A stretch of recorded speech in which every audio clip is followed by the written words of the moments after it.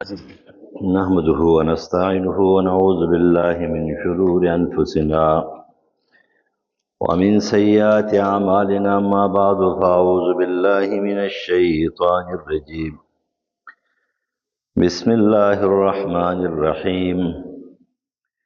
والسابقون الأولون من المهاجرين والأنصار والذين اتبعوهم بإحسان رضي الله عنهم ورضوا عنه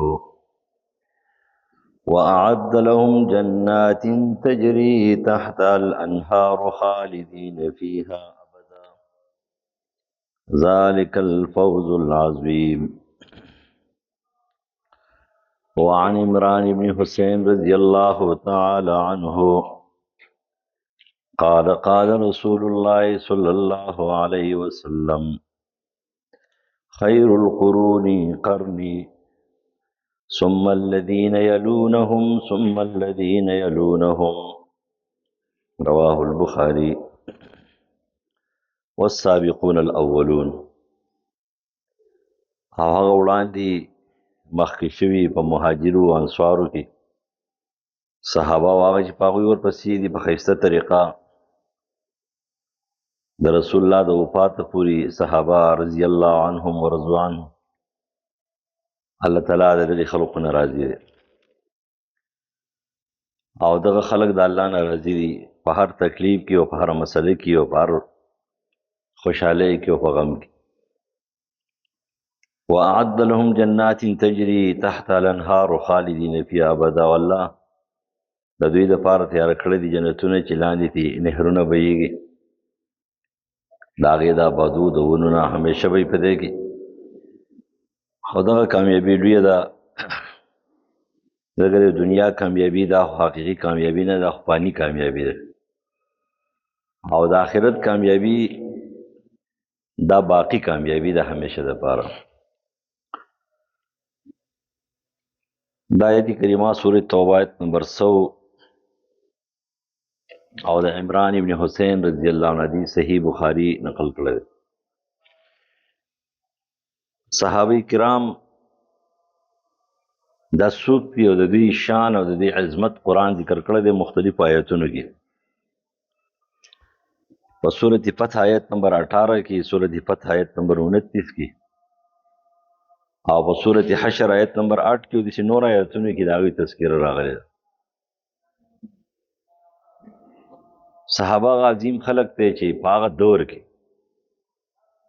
د رسول الله مرګستیا کول دا داسې و لکه سړی چې جهنم ته ورتانګي، سړی چې سکورلټي په لاس کې موټي کې نیسي. اوس خو مسلماني ده، خیراتي مسلماني ده، میراثي مسلماني ده، او هغه سشته نه، او هغه سختیان چې په کوم ځای کې دي نو هغه ځای کې اسلام وسم ګران دی، ولیکن خلکو د اسلام پرېښی دی. لکه اوس یو سړی دی هغه ځي که نه د دنیا د ګټلو دپاره بار ملک ته ځي، چین ته ځي. چین کې چې څومره خلک دی دوی د جمع مونځ نه کوي، که دا سبق وی ډاکټري کوي او که دا انجینري کوي او که دا هر څه کوي، ټول انفرادي مونځونه کوي یا کوي یا نه کوي یا 15 په یو ځای کوي. هماغه ورځو کې یو کس ټلیفون وکړو په کنیډا کې دی وایي چې زه به داسې یو کمپنۍ کې یم چې هغه کې د مونځ اجازت نشته. مسلمان دی، مسلمان دی، د مونځ اجازت نشته دی، نو زه ټول مونځونه په یو ځای کوم. ما ورته ویلي دا څه ګټې دا هم حرام دي او دا څه چې کې دا هم حرام دي، او کېدی شي چې ستا مستقل دغه عادت وي نو د ډېرو امامانو په نسبت باندې ته د دایره اسلام نوم کېدی چې خارج شوی. دا د امام شافعي او د امام احمد او مالک مسلک دی. ته د دنیا په خاطر باندې مونځ پرېښودلو ته تیار یې. نن زمونږ کار همدا دی، کردار همدا دی. نو دې وجې نه اول خو شتی نه و کوي، نو زمونږ مسلماني دغه شانتې نیمګړي مسلماني صرف بانې غواړو. په دې کرونا کې تشه بانه وه، نو هغې بانې مونږ ټول بېلمازه کړو، ټول روټین یې درله ختم کړه. داسې چال سره یهود وچلولو چې هیلې برابر کړئ. په ټوله دنیا کې کرونا نه وه، صرف چې کوم دی نو په عربستان کې کرونا وه او پاکستان کې کرونا وه. په دې کې چې کوم دی نو خلق چې مړه شو، منځونه لاړه ختم شو، جمع ختم شوه، جمعه ختم شوه، او اهتمام چې کوم دی نو ختم شو. روټۍ دي هم خرابه شوه، د ماسپښین کې چیس کې او ماسخوتن کې ماښام کې روټۍ خورې او بیا په 2 بجې 3 بجې د شپې بیا روټۍ خورې. صحت هم دله برباد کو، روحانیت هم برباد کو. او په هغه وخت کې چې چا مخالفت کوو جو غټه خبره وه. په حکومت هم سخته راغلې وه، دلته اجلاس و ولنې شیزونه ډېر شی راغلي وو که نه، انټلیجنټس والا پکې وو، نو هغه ټول راغلو، نو ټولو خبرې کولې، ما خو نه کولې. نو ما ته هغه دغه وویل ډي ایس پي وګه څه شی و، هغه ما ته ویل جي ولې ټول خبره په تا پسې ده. ما څنګه وایي چې ستا جومات کې ګڼم ډېر او ته درس هم کوې، که تا بند نه کړو نو دا نور خلک یې نه بندوي، ټول نه مخکې به ته بندې. بس دا زمونږ مسلماني ده. په هغه دور کې صحابیت او صحابي د هغې قدر و قیمت او د هغوی معیار د دې قربانونه معلومیږي. په دې صحابي څه ته وایي، مختصري زده کوئ، ټایم لږ دی، مختصر زه هر ټایم تاسو ته وایم چې په یو تقریر کې 2-3 ټکي زده کوئ، زیات مه زده کوئ، خیر دی. صحابي دې ته وایي چې نبي علیه السلام یې لیدلی، حقیقتا معنیداره ښه په سترګو یې لیدلی، حکمن معنیداره په سترګو معذور دی، د رسول الله سره ناست دی، د رسول الله خبرې اورېدلې دي، او یا یې چې کوم دی د هغه سره لاس میلاو کړی دی، په اشاراتو باندې کونډ دی، او رسول الله یې محسوس کړی دی او معلوم کړی دی، د هغه سره په اسلام بیعت کړی، په دې خپلې مسلمانۍ برقرار دی او په دغې مسلمانۍ باندې مړ دی. دغې سړي ته څه وایي؟ دغې ته صحابي وایي. دغه صحابي که د نبي علیه السلام سره 1 منټ تیر کړی دی نو دا د لکاو تابعین نه بهتر دی، د لکاو تبع تابعین نه بهتر دی، د قیامت ته ورځې پورې د اولیاء الله نه بهتر دی، د بزرګانو نو د شیخانو علماو د محدثین نه بهتر دی. مولا علی قاری مرقات کې نقل کوي، یو ځل عمر ابن عبدالعزیز رحمه الله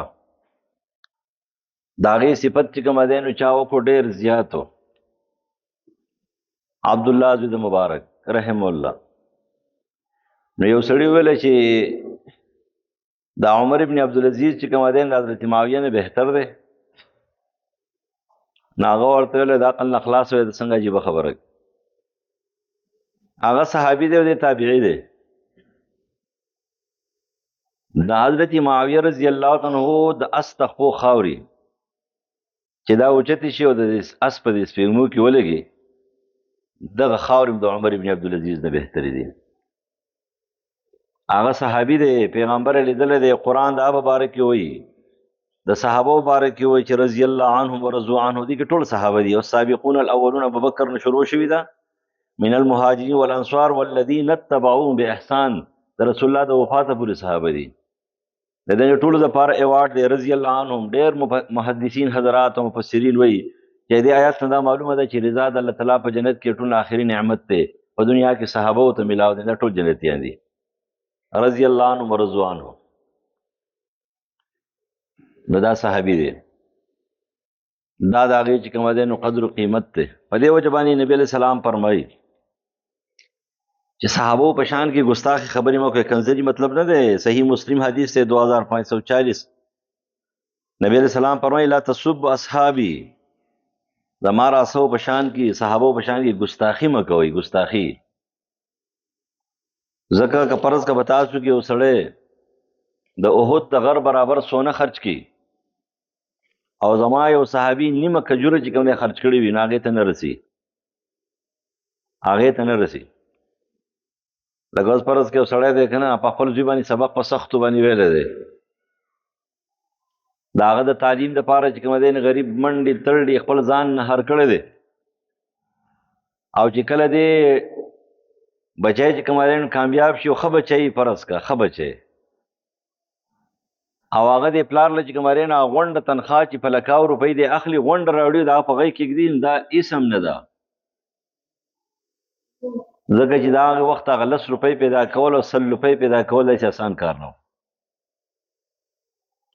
نن پکې خراوات دې زمانې د غوایان بچي وای دا خو زما خپل کار و. ما مخکې هم تاسو ویلي یو ځل مسله کې ناست وو، پلار او مور او نور بچي نه یو ځای و، هغه سبق ویلی و، ډاکټر شوی و، بیا یې پلار او مور سر نه پېژندل نه، آپ یې جرګه راغونډه کړه. نو زوی ته وګوره که نه، زوی وایي و چې څومره به ما باندې خرڅ کړي دي د هغه د حسابه کې غونډې وله ورکومه. پلار ورته ښکته پورته کتلی چې دې ته اوس وګوره، نو زموږ دا جرګه مار دي الله تعالی خوشحاله کړي، دا خو هم په څه پوهېږي نه که نه. ویل بس صحیح ده چې څومره خرچه پتا کړل مال څه شي صحیح ده، صحیح نه ده مال ته شاول ورکې خپل خرچه جان باندې کړل. ویل چې مال لازم دې ته به فضولی وي زموږ په اصطلاح کې، او ستا په عدالت کې وته وي پتا باندې په کوم وخت کې چې د پلار خرچه کړل په هغه وخت کې چې څومره روپۍ لګولې دي د هغې حساب به وکړو. په هغه وخت کې سونه په سو باندې توله وه، اوس په سو باندې ده. دا وخت سونه به دې جوړ کړو 16,000 ورکړه، مال اوس په دې پته ولګي تا باندې هغه چې کومه دی 1 کروڑ روپۍ لګولې، 1 کروڑ او سړی درنه جوړ کړی دی. او د 1 کروڑ حساب کو ګورو آتی کله هغه په خپل سوچ کې حساب وکړو چې لکه دا خو تباہ و برباد ده، خو هر څه بنګلې ټولې زیره نه. نو خوا بیا هم بد سړی نه و، یو دمې دماغ ته خبر رالی دا داسې غول خورمه.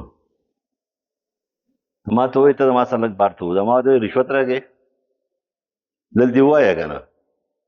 ما ته ویل چې نه نور څوک نه پوهېږي ته پوهېږې بس.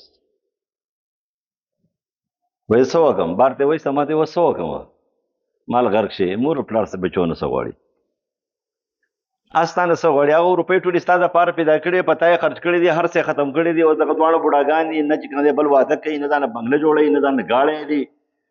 خو د هغوی به صحیح ته به ورسره اوسېږې، لږ چې راشي خواته کښېنه، لږه مینه ورسره کوه، څه شیز ولري چې معمولي غوندې راوړه. نو دغه مور پلار دی، نو دې غریبانان نور صحیح. دا مور پلار چې بوډاګان شي تاسو کتلي دي په دې کور کې څنګه ناسي. مور پلار چې کله بوډاګان شي نه په دې کور کې قسم زه خو ته وایم، زه خو داسې محسوسومه تاسو نه یم خبر، په دې کور کې داسې ناستې چې یاره اوس رخصتېږم راته وایي چې ځه، اوس راته وایي چې ځه، اوس راته وایي چې ځه، دغه شانتې په انتظار باندې ناستې چې اوس به ځمه. نو ستا نه څه غواړي ورشه وله معافي دې وغواړه دې مور پلار نه دي، پخپو ته پرېوځه، جړا ورته وکړه په خپله به ټیک شي. ستا 2 اوښکې د هغوی دپاره پوره دي. او چې ولغې خواله خپو کې پرېوتلو هغه ویل که زه په پیسو څه کومه خو خفه کړی دی ومه لاړه، خبره ختمه شو، ځان ته یې ګاډي ته وخېجول ایسته لاړ، جګړه ختمه شو. خبره همدا ده چې دا چا قرباني کړي پته هغه لګي. نیمه کجوره ورکول په هغه وخت کې چې کومه دی د هغې پته په هغه وخت کې لګېدله چې د کجورې څه قیمت و، په هغه وخت کې د 1 درهم چې کومه دی لګولو څه قیمت و، یو لګولو یو د لګولو دپاره چې کومه دی نو هغه ورکولو. تا به ورکوله څنګه هغه، ځکه چې چا نه منله، کافر مشرک نه برداشت کول هغه چې ته به خرچه وکړې. ځکه رسول الله فرمایي لا تسبوا اصحابي، زما صحابو ته سپک مه ګورئ.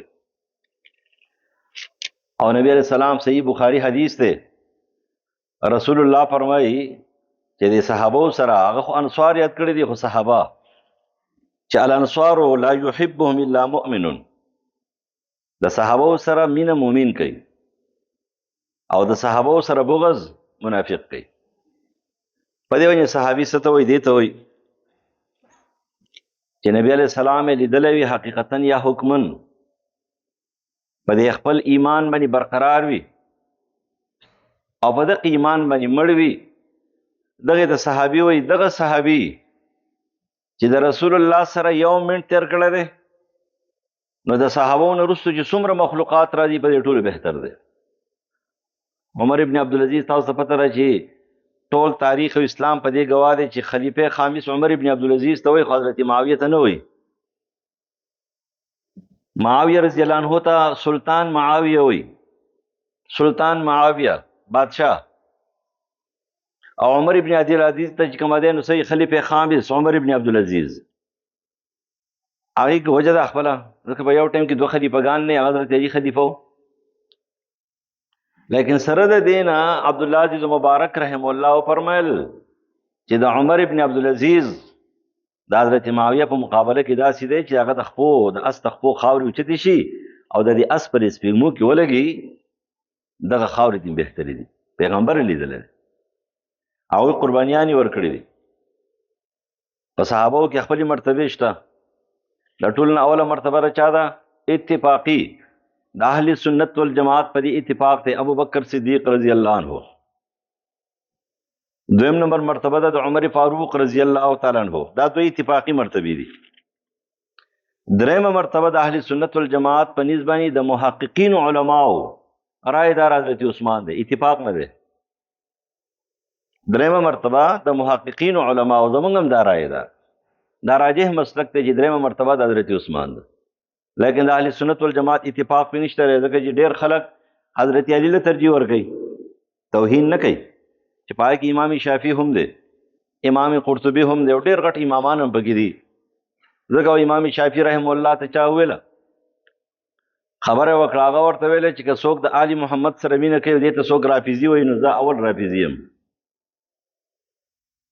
چې لو کان حب آل محمد رفض فانا اول رافضي که څوک دې ته شیعه وایي او رافضي وایي چې د آل محمد سره مینه کوي او ټولو صحابو سره کوي خو د آل محمد سره کوي او ته وایي چې نه ته رافضي نو بیا خو زه رافضي یم درېمه مرتبه د حضرت عثمان څلورمه مرتبه د علي رضی الله عنه دې ته خلفای راشدین وي د دې نه وروسته شپږ کسان په یو مرتبه کې دي په عشرو مبشرو کې داخل دي عبدالرحمن ابن عوف زبیر ابن عوام سعد ابن وقاص ابو عبیده ابن جراح طلحه زید عبید الله سعید زید زید عبد النفیل رضی الله عنه دا شپږ کسان دي دا په یو مرتبه کې دي د عشره مبشره وي څلور هغه ولسته شپږ ده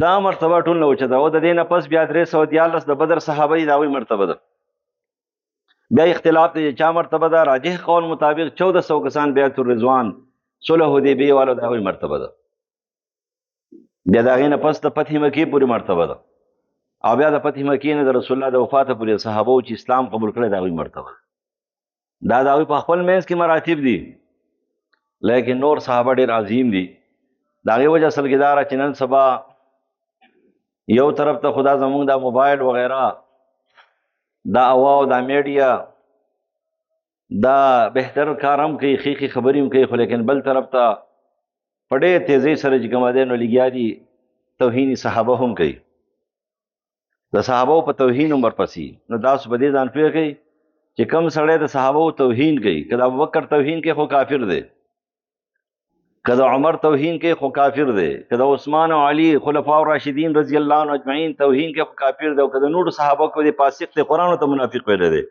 حدیث ته منافق ویلی دا حدیث دی د ابو هریره رضی الله تعالی عنہ صحیح بخاری نقل کړی دی کتاب الایمان کی الانصار لا يحبهم الا مؤمن چې صحابه سره مینه کوي ابو مؤمنی او چې بغض ورسره کوي نو دا به څه وي ابو منافق وي دی به څه منافق منافق د صحابه په شان کې به ګستاخي کوي دا ټیک خبره دی سړی دی یو صحابي سره ډیره مینه ده بل سره د هغې مقدار له مینه نه ده خو توهین نه کوي دا مؤمن دی دا د هغوی قربانۍ وي هغه قربانۍ او هغه د ایمان استقامت هغه په چا کې نشته دی به طور نمونه یې مونږ پیش کوو قسم دی د زړه د خوشحالۍ دپاره دا سیرت د صحابه وګورئ په دې باندې سړي دا زړه نه دی که د هغوی دا امتحان دی نو هم څه سړي زړه ته سکون میلاویږي او که د هغوی دا جرأت او شجاعت او بهادري ده نو په دې باندې سړي ایمان چې کوم مضبوطیږي دې خلقو ته پیش کولی شي د دې دور څوک نه شي پیش کولی شي په دې دور کې ته په دې حکومتونو کې کم یو حکومت یهودو عیسایانو ته پیش کولی شي د معیار ماډل په شکل باندې د بهادرۍ او د شجاعت په شکل باندې د کارکردګۍ او د سیرت په شکل باندې نشي پیش کولی خپل پاکستان پیش کولی شي د منافقانو نه ډک چې دی دا پیش کولی شي د صدر نواله تر لاندې خلکو پورې ټوغله دي ټول ډاکوان دي ټول ته خبر دي ټول منافقان دي دا ته پیش کولی په معیار باندې پیش که که نه په ملیشیا کې د چا چې کومه دی نو ټول نه په ټاپ باندې په بورډ کې تصویر لګېدلی دی چې د غلا د ټول نه غټ کمانډر څوک دی وګوره که نه نه شي پیش کولی دا د عربو دا ټیرونو والا پیش کولی شي دا د عربو دا چغو والا او د توپونو والا پیش کولی شي نه شي پیش کولی کومه پیش کولی شي لیکن صحابه خو پیش کولی شي چې ورته وایي چې زه ته زړور او بهادر پیش کوم خالد ابن ولید رضی الله عنه سیف الله، زه ته هغه صحابه پیش کوم چې 3 لکو په مقابله کې 3000 کسان جنګېدل، شکست یې ورکړی دی. هغه د ګوتو په 2 ګوتو کې د پهلوانانو نه چې کوم دی روحونه ایستلي دي. هغه چې د هغې نه کسرا چې کوم دی په لړزانو تبګۍ به پرې لګېدله. هغه چې د هرقل غوندې سړی چې کوم دی د خالد ابن ولید نه چې کوم دی نو په دمشق په جنګ کې تښتېدو. دا هغه خلک وو. هرقل ځان ته څه ویل؟ دا خلک دا ته پیش کولی شي، خرڅ شوي نه دي، پیش کولی شي، خرڅ شوي نه دي. عبدالله زوی د حذافه سهمي رضی الله تعالی عنه یو عیسائی بادشاه چې کوم دی نیولی دی، هر قسم حربه استعمال کړه، بادشاهي در کوم، وزیر اعظم کوم دي، لور در کوم، اعظم کوم دي، ټول جیدات ته حواله کوم، خو اسلام پرې د عیسایت ته راشه. هغې کار ونه کو، عذابونه سلسله شروع شو، هغې کار ونه کو. نو په آخر کې ورته ویله چې نور خو څه نه کېږي، خو دومره خو وکړه که نه زما را تندې ښکل که چې خلقو ته بیا وایم چې داسې یو عظیم او بهادر او زړور او شجاع نه خرڅېدونکی انسان زما تندې ښکل کړی دی. ورته ویل که د خپل ځان دپاره وې قسم دی که تندی مې دله ښکل کړی وی، خو لیکن زما سل ملګري دي نیولي هغه به را پرېږدي، د هغې توره ډال نیزې دا به له ورکې، که هغه را پرېږدي نو ټیک ته ویل هغه را پرېږدمه، هغه را څه کوي چې څه وي هغه منم. هغې ولې را پرېښودله او تندی ولې ښکل کړو، بس په اس باندې سور شو روانو، د هوا سره خبرې کولې او ده ورته ولاړو. وایي یاره افسوس د پرېښودو ځوان نه و، د پرېښودو ځوان نه. ستاسو په مسلمانانو کې شته؟ ستاسو په مسلمانانو کې داسې یو وزیر شته، داسې یو ممبر شته چې هغه سړی چې کوم دی نو یو بار ملک جرمني او کنیډا وایي چې موږ د خپلې اسمبلۍ ممبر کوو، دا پرېښودل نه دي په کار؟ داسې شته؟ ستاسو د هغې نه خو چې کوم دی نو هغه پیزار ایستلی او که نه هغه اوس چې هغه د دغو نه وتلی دی، هغه څه شی دی؟ هغه مخکې ورځو کې ویلو چې ټرمپ راځي نو چې دغې په کار دی، تلاشي په کار دی. زمونږ زه چې وزیر اعظم و قایم مقام نو زما تلاشي اخیستلې وه، زما نه پیزار ایستلی و. داسې پیش کولی شی نه شي دی که نه؟ هغه خو پیش کولی شي که نه، هغه خو چې دی نو د هغې سیرت خو کتل په کار دی. قرباني وه، هېڅ شیز ته پروا نه وه، هر څه مال دنیا نسب حسب هغې له لته ورکړې وه. نن خو چې مونږ معمولي غوندې خبره راشي نو خانه بیا کله یو شی مخې ته راولو، کله نسب دی او کله حسب دی او کله غیرت دی او کله مال دی او کله دولت دی او بیا مسلماني شاته پرته وي، هر څه لاړ شي ختم شي. لیکن هغه خلکو د اسلام په خاطر او د الله او د رسول په خاطر باندې هر څه ختم کړي. پلار یې پرېښی، مور یې پرېښې ده، خاندان یې پرېښی، نسب یې پرېښی، حکومت یې پرېښی، مشري کشري هر څه ته لته ورکړي وه. مصعب ابن عمیر رضی الله عنه د خپل دور ښایسته ځوان، باوقار ځوان، جرګمار ځوان، حسین او جمیل ځوان، صاحب مشوره، مالدار ځوان، هغه کپړې او هغه پیزار چې چا یې تصور نه شو کولی. لیکن چې کله اسلام قبول کو، واحد انسان دی دا په غریبۍ باندې نبی علیه السلام جړل دی.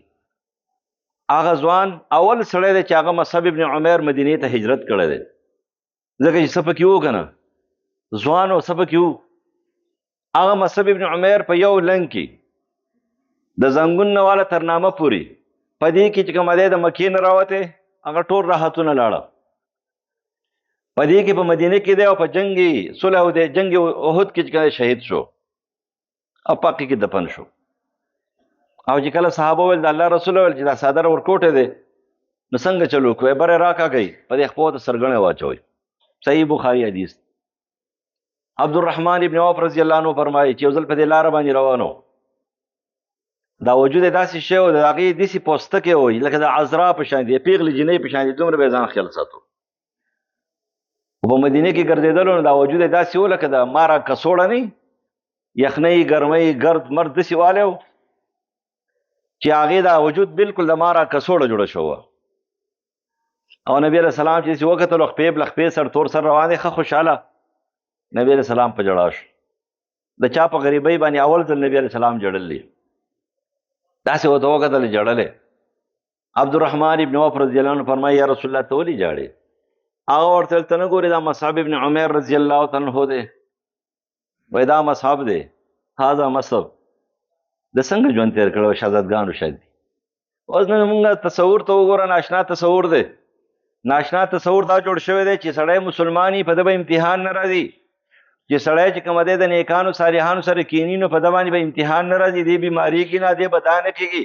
چې سړی د یو نیک صالح سره سفر کوي نو دلته به په لاره باندې رکاوټ نه راځي، ټیر به ورته پنچر کېږي نه. دا څه ګډې وډې دي؟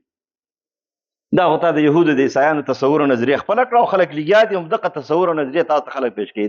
که دا هر څوک دي، مقررین دي که څه دي څه دي ملیان دي که څه دي، دا مسلماني شوه.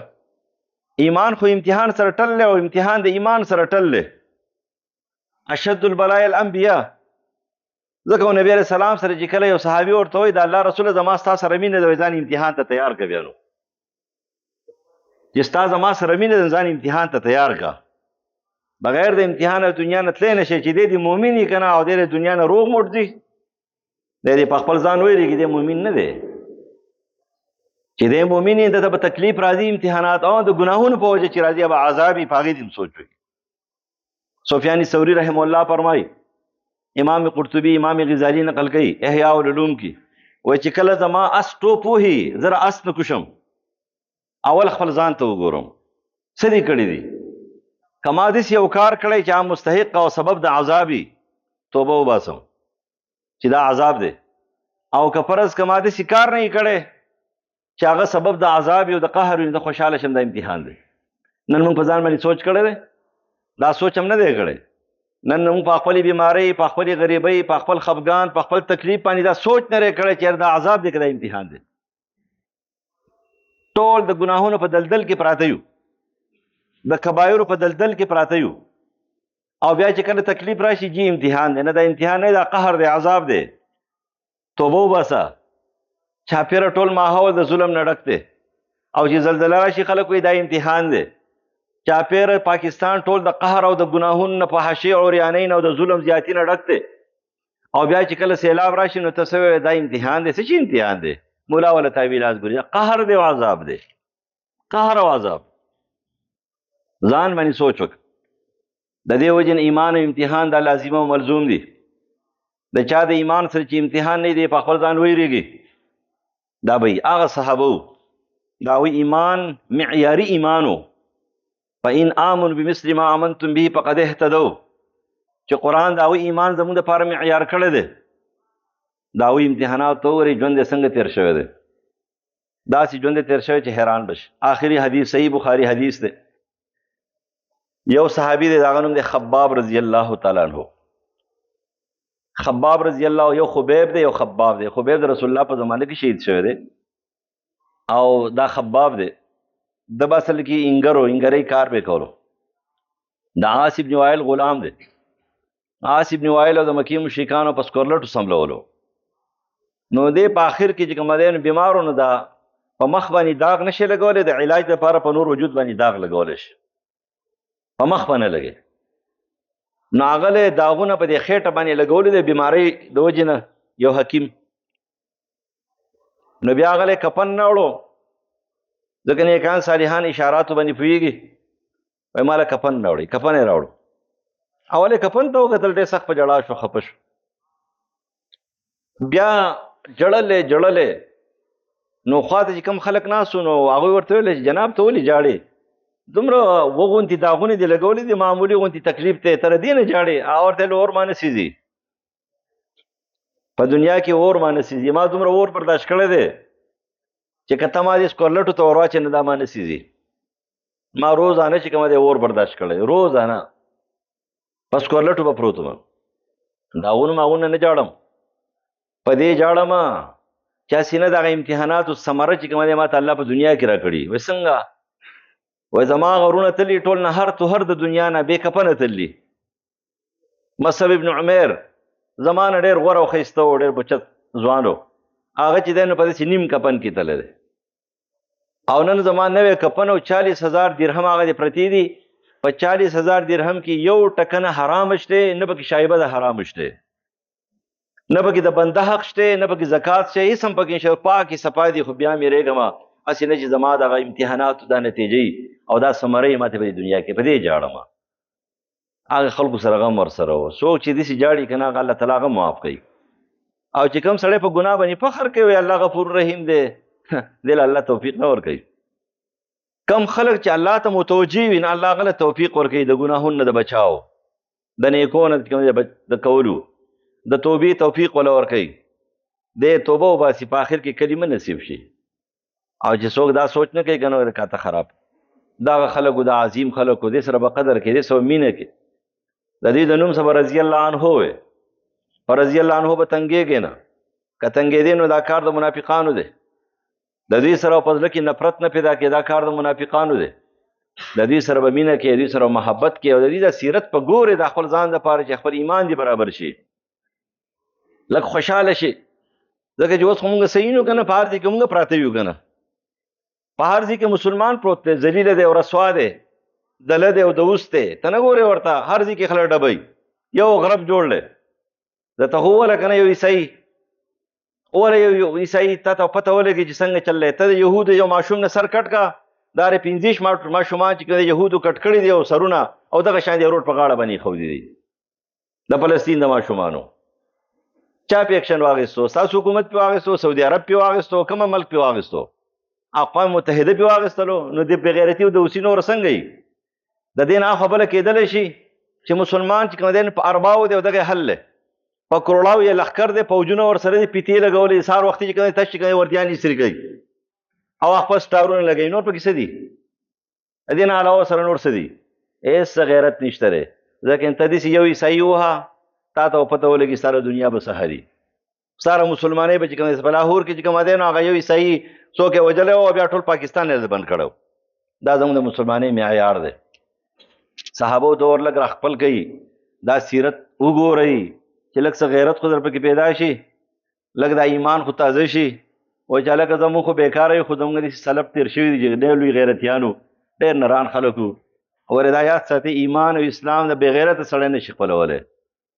ایمان او اسلام د غیرت نوم دی او غیرتي سړی به جنت ته ځي بې غیرته د اوس دله چې کوم دی جنت ته نه شي تللی جنت ته غیرتیانو د عزتمندو د باحیا خلقو ځای دی د عاجزانو فقیرانو ځای دی او جهنم چې کوم دی دا بې غیرتو خلقو ځای دی د مشرکانو کافرانو د منافقانو ځای دی غیرتي مسلمان جوړېدل پکار دي بې غیرت او ګډه مسلمان چې کوم دی الله ته نه ده پکار الله تعالی دې موږ غیرتي مسلمانان کړي او الله دې موږ په هغه لاره روان کړي کومه لاره د صحابو ده او د دې اخوا دې خوا دې پالتو لارو نه دې الله تعالی موږ څه کړي الله دې موږ بچ کړي مردگان ته دعا وکړئ زور منډۍ کې زموږ هغه استاد جي وفات شوی هغې ته دعا وکړئ او په کوسکري کې شاهزرین حاجي صاحب وفات شوی او هغه ته دعا وکړي پروردګاره معاف کړي بخښش نصیب کړي قبر د عذاب جهنم د عذاب دې بچ کړي جنت فردوس نصیب کړي نور څوک وفات شوي دي کلي کې هغه ټول معاف کړي اللهم اغفر لحینا ومیتنا